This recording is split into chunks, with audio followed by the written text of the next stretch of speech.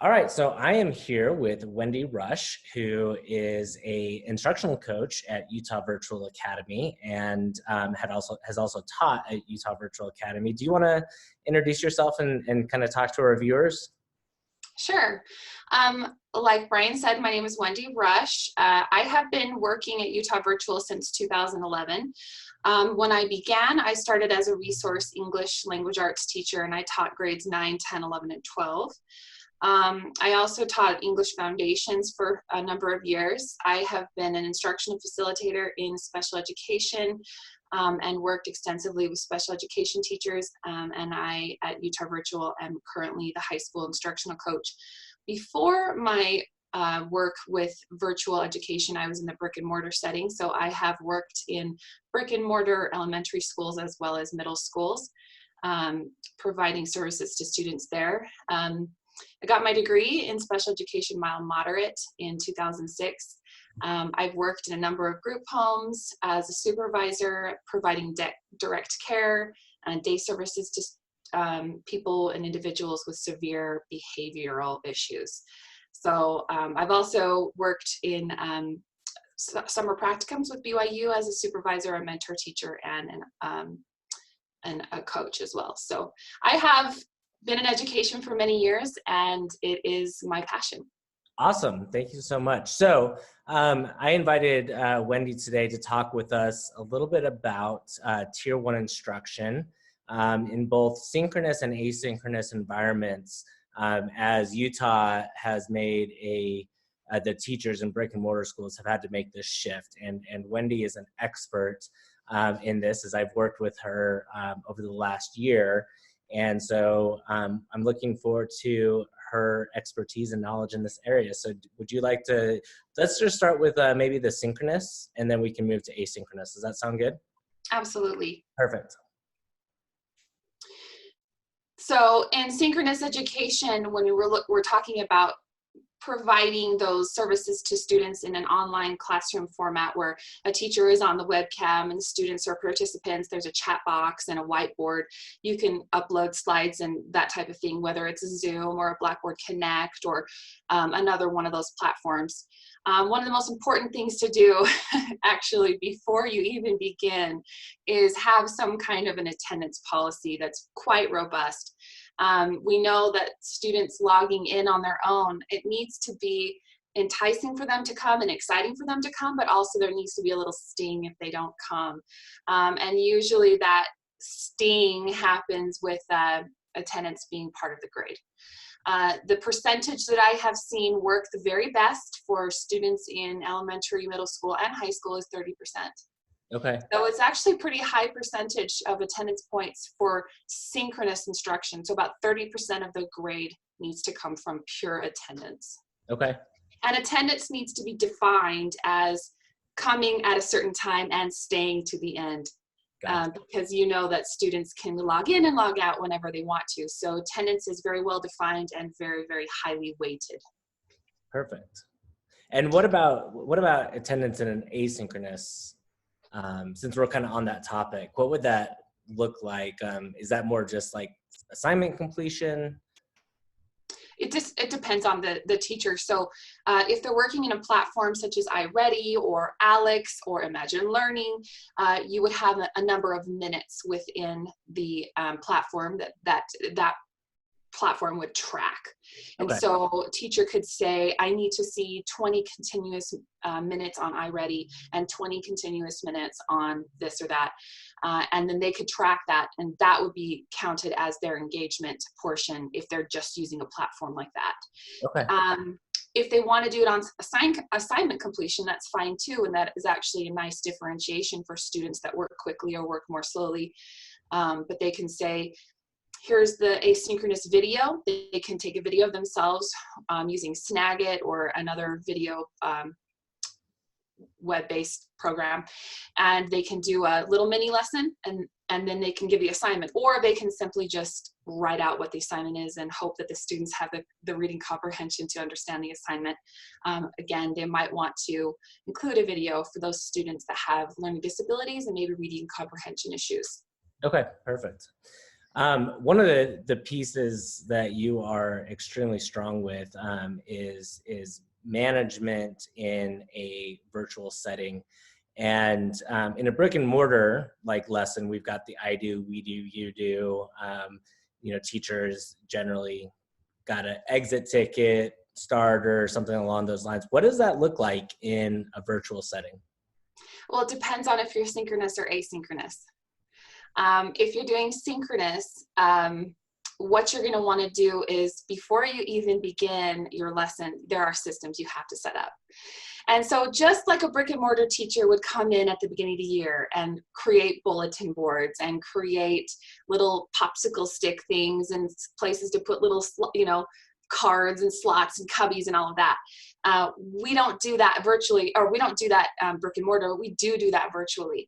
And one of the things we have to do as virtual teachers is come in and set up our systems. We don't want to just say, oh, I'm not going to have any kids in front of me. That means I don't have any behaviors to manage. And let me promise you that that is simply not the case. You will see new and wondrous behaviors in a virtual environment that you never knew were a thing. And so you have to be able to anticipate some of those, but some of those will start rearing their ugly heads as you begin to synchronously teach online, and you'll have to adjust your rules and expectations based on what your particular group of students is doing. So for instance, one of the big problems with teaching synchronously is, especially with young children, is the whiteboard. It's fun. It's so fun. They want to grab their pen and they want to write all over it. And that's really fun. And so a lot of times I'll give my students the opportunity to just have a free moment, to just play with the tools. Put as much on the board as you want. Create, color something, draw something, write me a note. Use every tool you have at your disposal. And it's just kind of like a free-for-all for a couple of minutes. And I call it getting your virtual wiggles out. Because really, that's your virtual wiggles, is you want to play. You want to play with the platform. It's really fun. So you can let the students kind of play with those tools in a synchronous way, and then state the expectation that when that time is up, then this is the way it needs to look from here on out. The chat box is on topic. The whiteboard is neat and appropriate. And if any time that changes, you just make sure you say, let's remember our rule to keep the whiteboard neat and appropriate. Gotcha. Okay. What about asynchronously? Might look a little different in regards to behavior. Managing behaviors asynchronously, the behaviors you're going to see are mostly going to be disengagement from the work. So you might have students that are disrespectful on their assignments. You could have that. They could type FU on their paper, like they could do that, but that's not going to happen very often. The main problem they're going to have is disengaging with the work. Okay. All right. Talk to me about planning for tier one. I know in brick and mortar, that's a huge piece in regards to the way that they PLC and the way that they do the work. What does planning look like in your virtual setting? Do you guys do PLCs? Do you guys do lesson plans? Yeah, we do. Okay. Talk to me a little bit about that. What does it look like? Every school's PLC is going to look a little different, and that's what's so exciting about schools is what works for one school isn't going to work for the next, but there's some common threads that you can see throughout that are really, really effective. When you're working in a PLC, it's important that the PLC feels that they have autonomy in working with each other, but also they have responsibilities to accomplish very structured goals.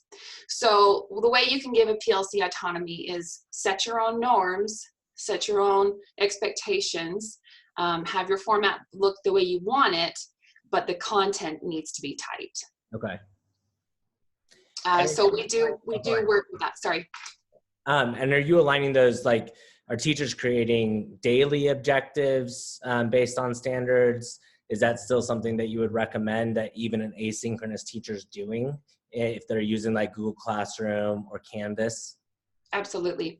You need to set a daily objective for whatever assignment they're working on.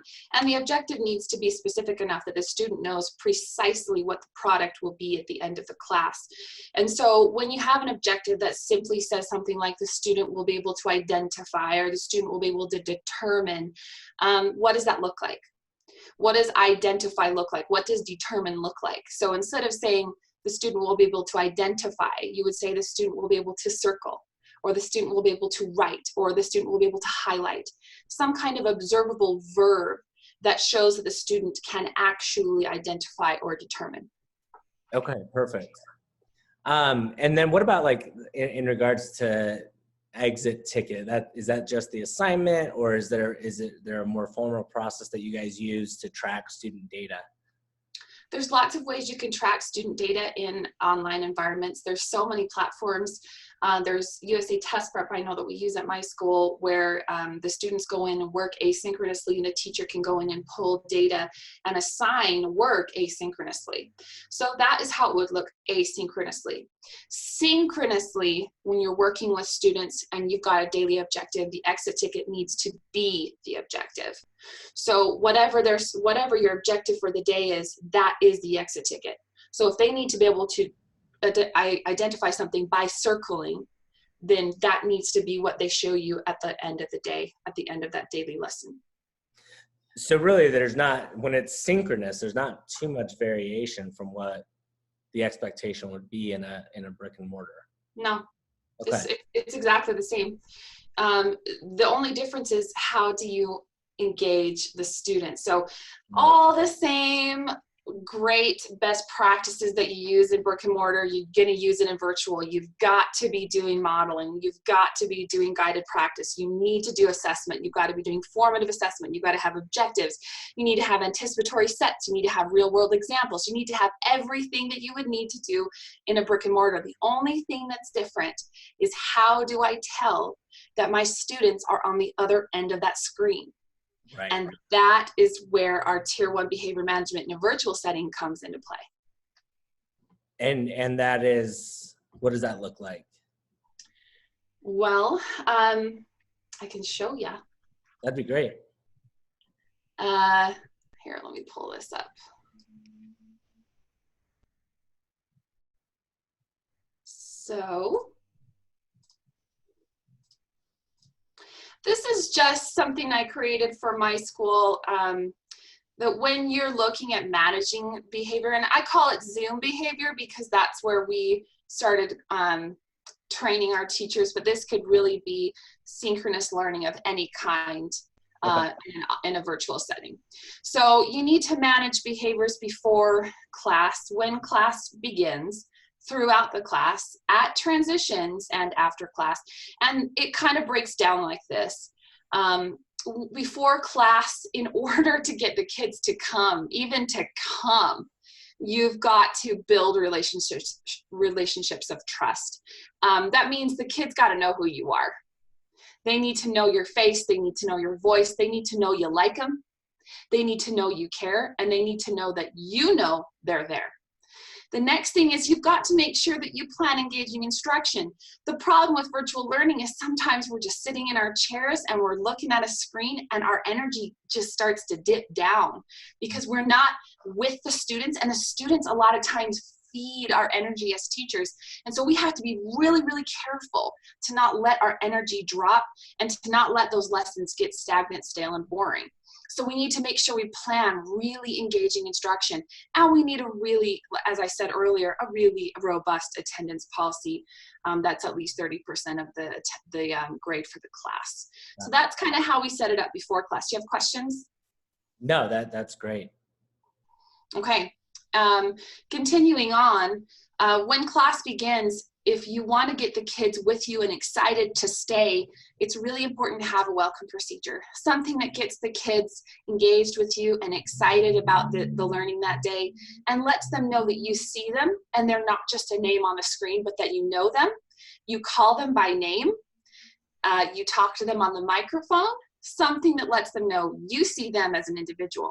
Because a lot of times virtual students can start to feel like, hey, no one knows I'm here and no one cares if I'm gone. So you have to work really hard to make sure the kids know you know them, you know who they are. And one of the best ways to do it is call them on the phone.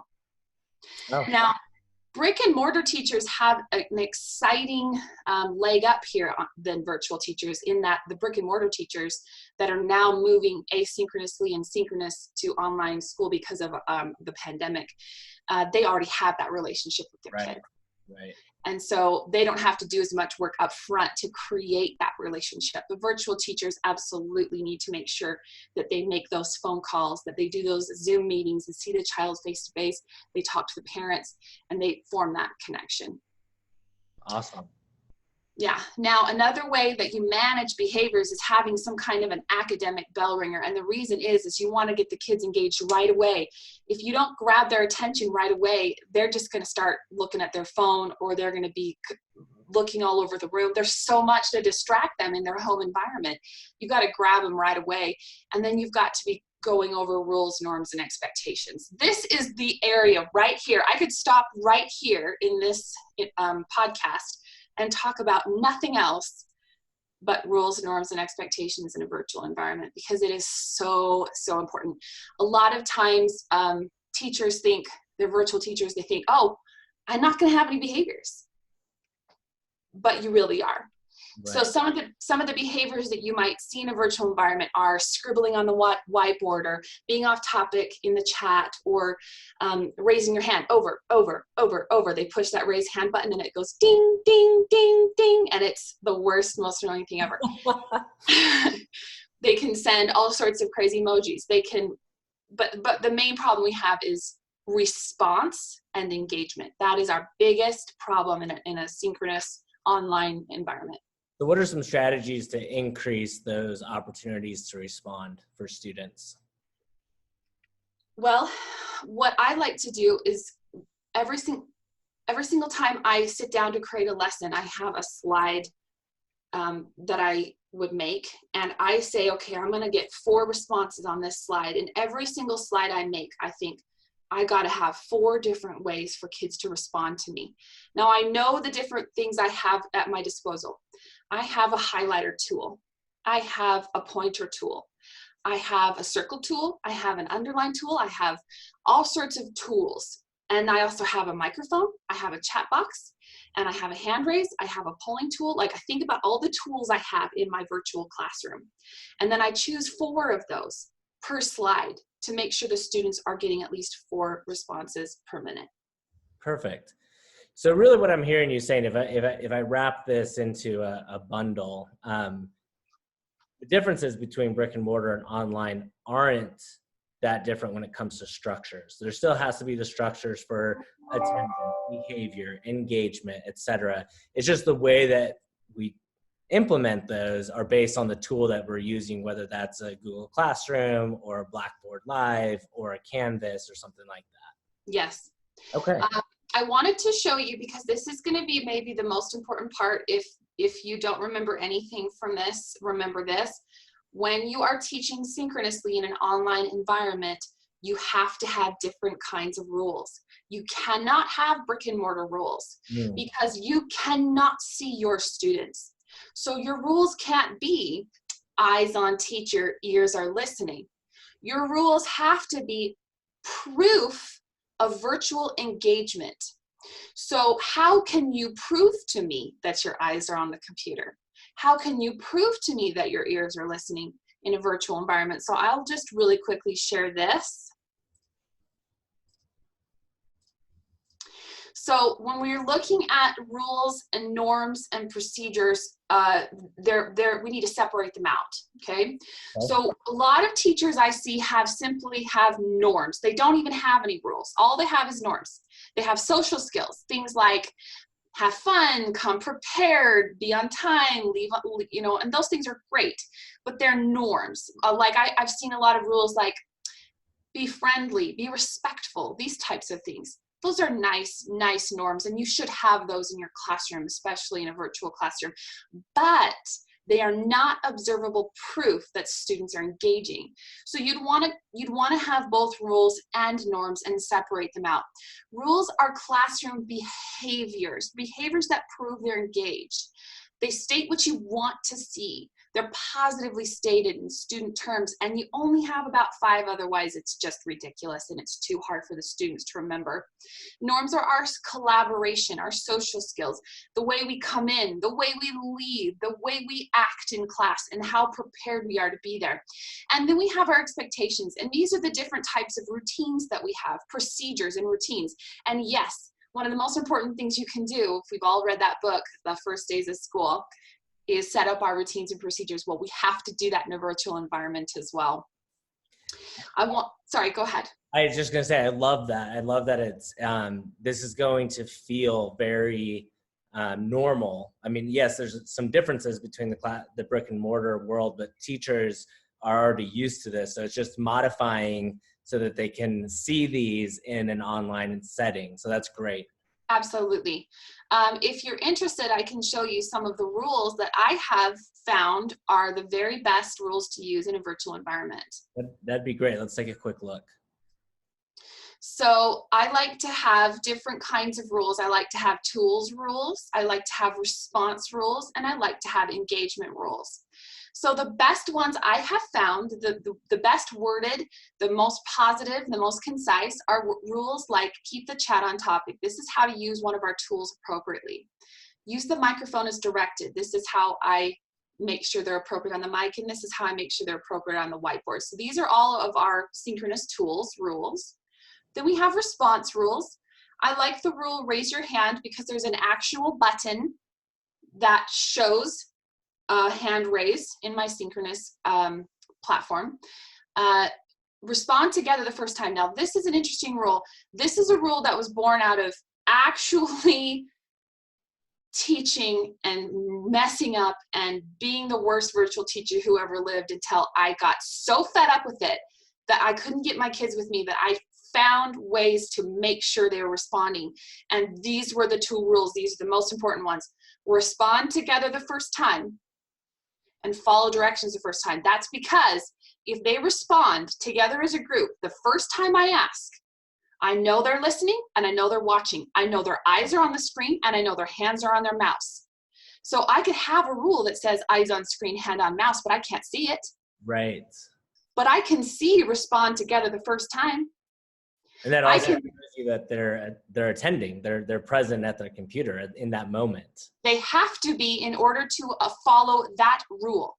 Right. So that is proof of engagement. You respond the first time I ask, I know you're watching. I know you're listening. Then I like engagement rules. Now, if you have a student population that you cannot see, sit in ready position won't really work for you. But let's say you have a student population that you can see on camera, whether it's a Zoom format or new row or something like that. You can have what's called a ready position. Ready position is just exactly what you want to see them doing. Hand on mouse, eyes on screen, ears are listening, feet are on the floor, and you define that. And you say, sit in ready position, and you watch your students come to attention, and they really enjoy that. And it's a good way to get students who are kind of slumping over and not engaging. They hear that cue and they get back with you right away. That's awesome. Yeah. And then stay at your computer and your webcam stays on. These are types of things that I would use in a Zoom classroom, for example. So that is just a very quick overview of how the rules in virtual synchronous learning are different than the brick and mortar rules.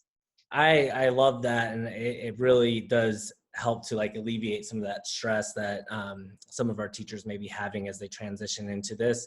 And we don't know how long we're going to be in this situation for our brick and mortar teachers. So I really appreciate the time that you took today to talk to me and give share your expertise out with the fellow teachers of Utah. Mm-hmm. Anything else, any burning pieces that you want to last minute golden nugget?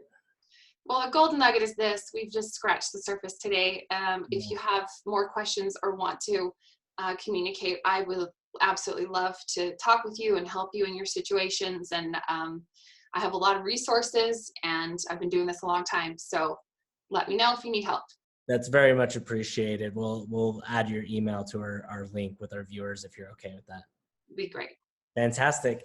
Well, thank you so much. And we will talk soon, I'm sure, given that we work together as it is. Okay. Thanks, Bryan. Hey, thank you.